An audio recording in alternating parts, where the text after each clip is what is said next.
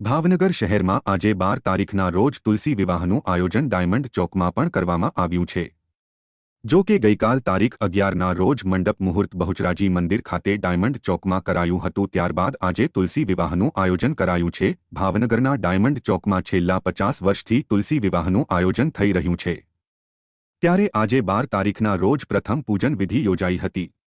ત્યારબાદ બપોરે 4 કલાકે માનસનાથ મહાદેવ મંદિર એરપોર્ટ રોડથી ઠાકોરજી મહારાજનો વરઘોડો નીકળ્યો હતો, જે વાજતે ગાજતે ભાવનગરના ડાયમંડ ચોક ખાતે સાંજે 7:30 પહોંચ્યો હતો। ત્યારબાદ લગ્ન વિધિ શરૂ કરાઈ હતી, જેમાં સંજયભાઈ વેગડ અને તેમના ધર્મપત્નીએ વિધિપૂર્વક માતા તુલસીના હસ્તમેળાપ ઠાકોરજી સાથે કરાવેલ બાદમાં લગ્ન વિધિ પૂર્ણ થઈ હતી। આ લગ્ન વિધિમાં રાજકીય અને સામાજિક ક્ષેત્રના આગેવાનો સહિત મોટી સંખ્યામાં ભાઈઓ બહેનો જોડાયેલ અને ઠાકોરજીના લગ્ન હોય એટલે ચોમેર ખુશી પ્રસરી હતી।